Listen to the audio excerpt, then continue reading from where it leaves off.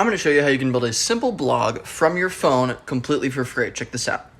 First, you're going to get the Notion app. It's free on the App Store, and then you're going to create your own workspace in Notion and start making a blog. I'm going to call this my blog. Very simple.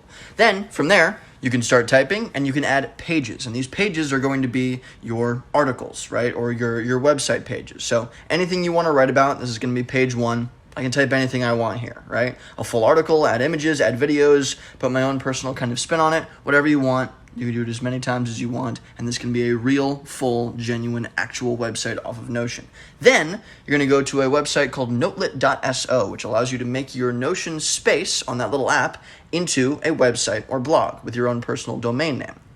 And from there, that's pretty much it. You'll have your own personal domain name once you buy it and hook it up. And then you're done. You can send that to friends. You can write articles. You will be found on Google. The SEO is half decent, so it's going to work as a first start.